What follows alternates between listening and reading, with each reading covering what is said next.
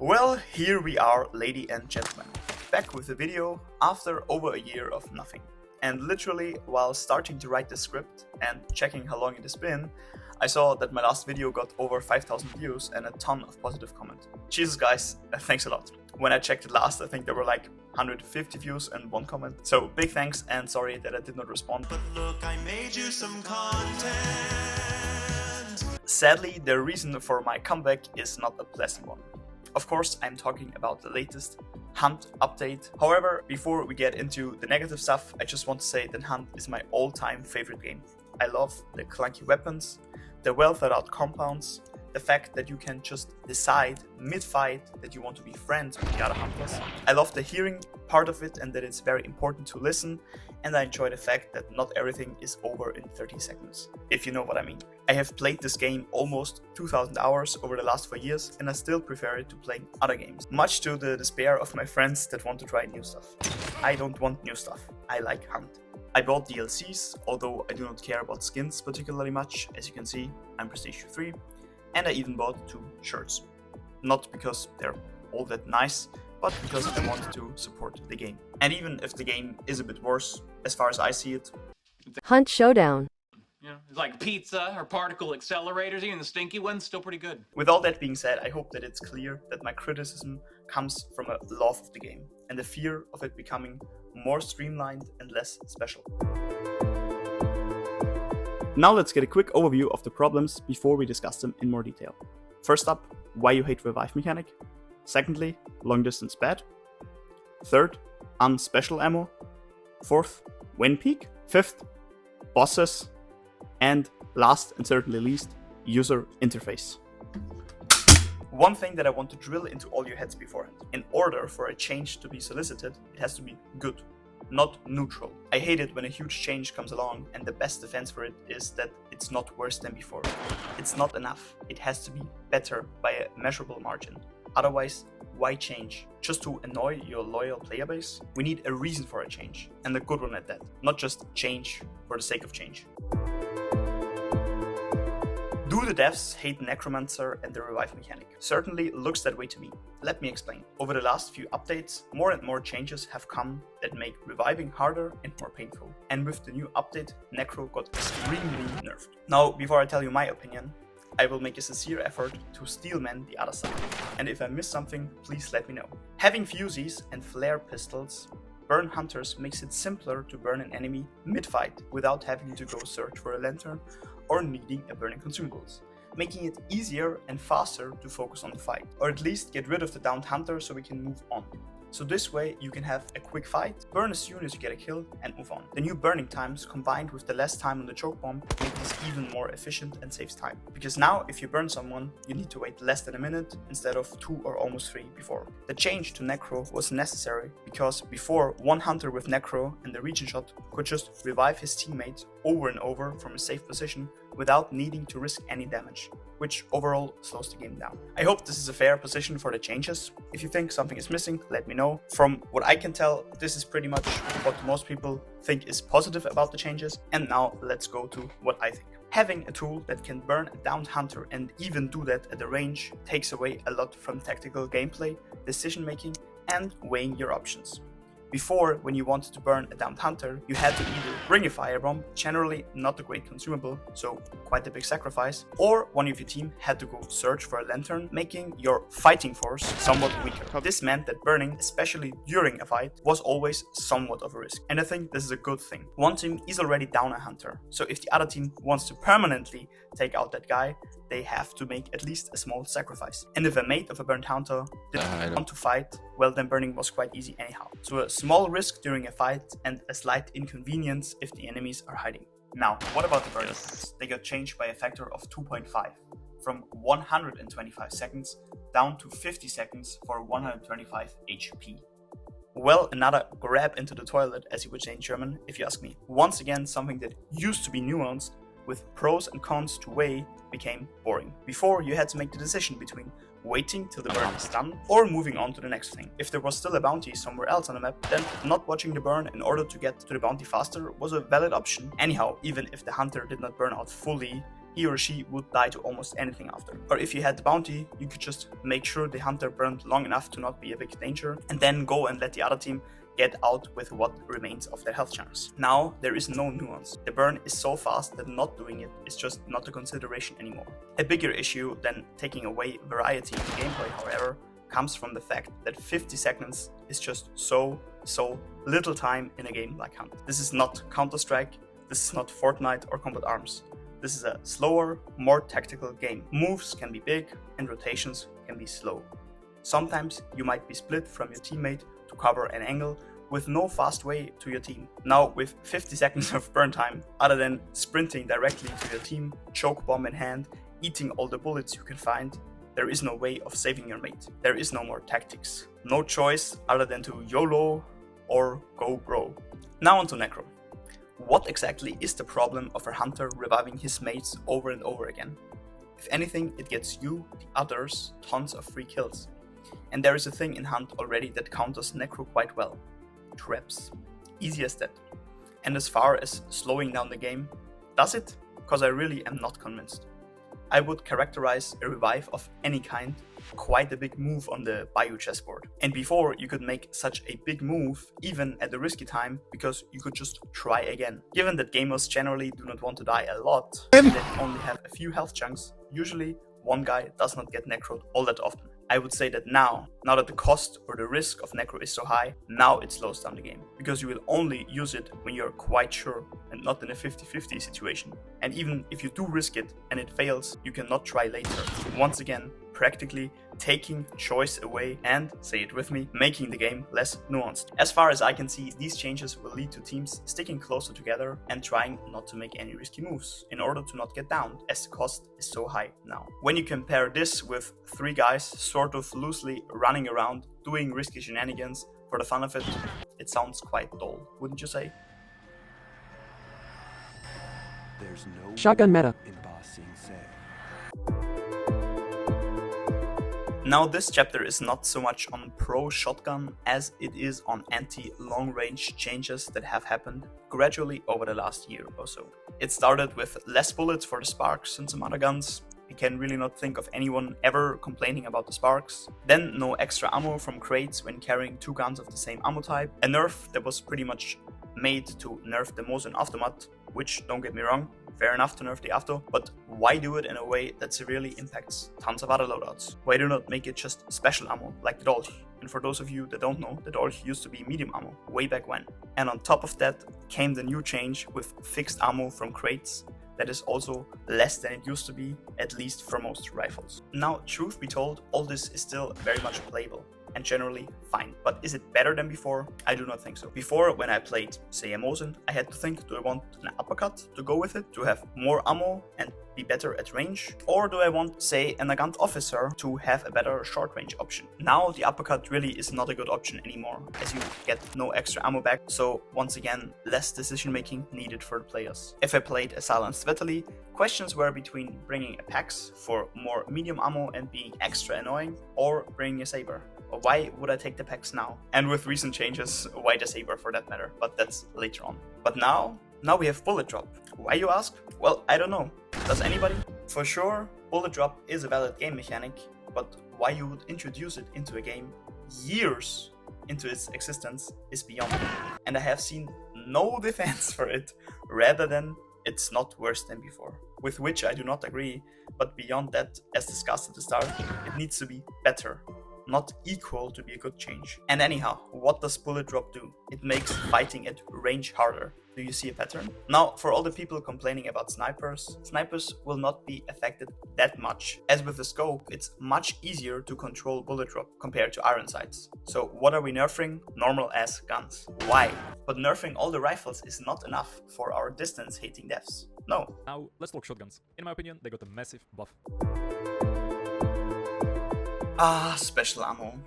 It used to be, well, special. Most guns had about 2 types to choose from, apart from the normal ammo. Generally, if you wanted to play a certain type of ammo, there were a few guns you could choose from. But over the last few updates, more and more guns got more and more special ammo, making it, in my opinion, feel less special. I guess you could try and counter my argument here by saying, is that not more choices you can make? the exact thing you wanted with all the other stuff. And while this is a fair point, and I applaud you for thinking and not just mindlessly consuming content, I think we need to keep in mind that constraints are what makes decision making fun. Having everything at your fingertips might seem nice, but all the children movies teach us that it's not really that great. Also, having a lot of options in theory does not necessarily lead to a lot of choices in practice, as we will see later with the melee weapons. But this point is by far the one I would consider to be most subjective. I guess I just miss the old simpler times. Well, of course, if we talk about player numbers, the answer would be about now. But I really want to talk about the quality of the gameplay. And remember, I said gameplay, not game. I will not consider graphics or any of that stuff. I feel like this is something mainly focused on by people with very good setups. And if reading Reddit and Discord over the last few days has given me anything aside from headaches, it's an understanding that many people do not have setups that can run games at 100 FPS with the maximum graphics. And me neither, by the way. Now, when did Hunt peak? I don't know. And I think there will be a different answer for everybody. But for me, one thing is clear. It is not now, it is not with this update. So why don't we go a bit through the recent updates and see what they did?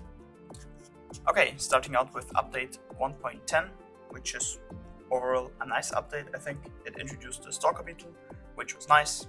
Other than that, not all that much going on. 1.11 is even more forgettable, I would say. No big changes to the meta or new things introduced. 1.12 is, I think, a wonderful update. It brought new tutorials, which I personally didn't need, but from what I've heard, they are quite good. They changed Necromancer so that solos can also use it. They got rid of the left side peak advantage. They introduced the Centennial Shorty, which is quite nice, I would say. Also the Springfield Krug, which is a good gun, I think, although it probably was not necessary. Overall, I think this was a great update. Now coming to 1.13, as already discussed, not a big fan of the ammo changes, and Rodshaw is also, well, and I hate the rain, but apart from that, fine update, probably not the best one, but not horrible, I would say. Coming to 1.14, Flash Bomb nerf. Why the hell did we need that? No one knows. Other than that, not much going on. Coming to update 1.15, now we have burning of dead hunters via fusees and flare pistols. Also, the Ash Bloom was introduced, which sucks. And on top of that, we have the katana that basically ruined the melee weapon economy. And update 1.16, yeah, well, it was just content, not much going on. Introduced two guns that I'm not sure we needed. Probably we didn't, but it's fine also. But yeah, just content. And now, of course, we have the new update or the re-release with faster burning, better shotguns, bullet drop, and more burning via the new boss and the Hellfire that does more damage now. So yeah, between 1.12 and 1.13 is probably where I would like to be still.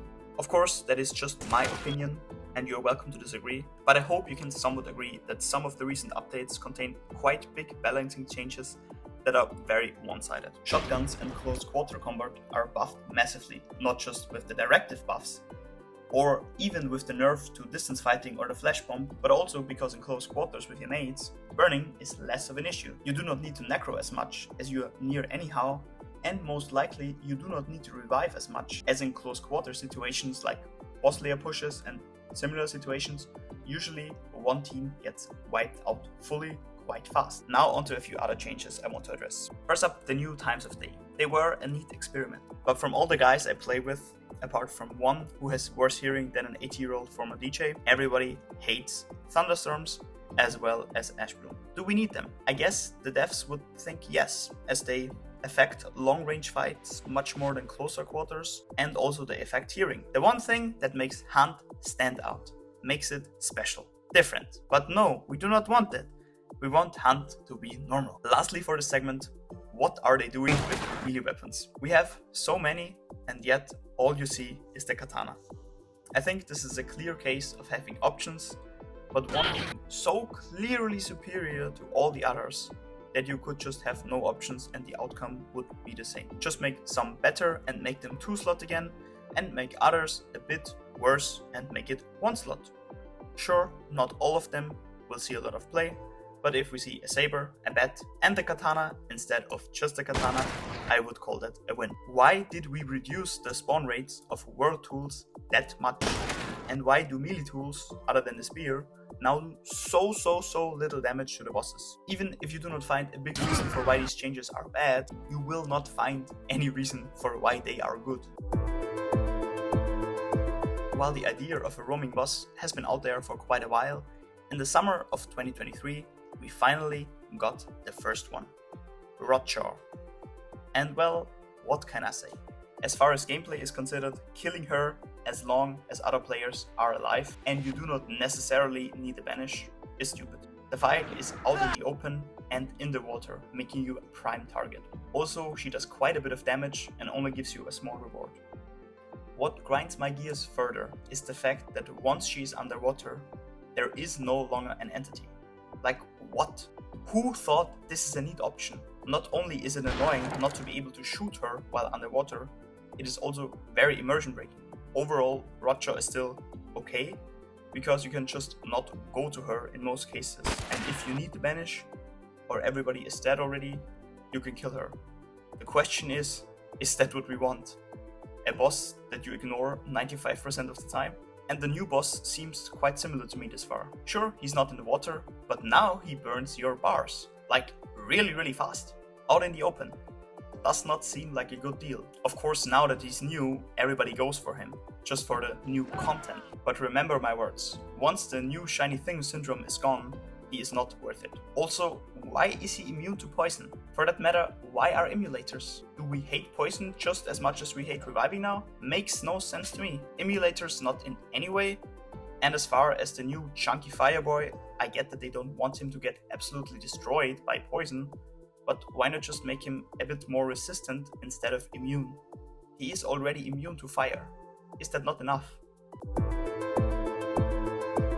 Now last and certainly least, let's talk about the new UI for a moment. So many complaints already, so let's keep it short. My main thing I don't understand is, why do we have a main screen? Why is Bounty Hunt not the main screen? Why do we have this one menu at the top and then the other one is like on the left instead of a drop-down menu where everything is on the top and then just one row below? I think it makes it overly complicated and it makes it way harder to know where exactly you are. And then once you have your hunter ready, like I do now, where am I now? How do I go to Bounty Hunt? Go back, okay, not back enough, back even more, okay, still not back enough, go back once more, okay, now I have to go play. Wait, now we're in Bounty Hunt, okay. Then let's invite my two friends. Okay, I'll invite one, okay, and then I cannot invite another one. Honestly, that has been a problem already for half a year or so, but I don't know why they can't fix it. Why can I not invite two players at the same time? Grinds my gears.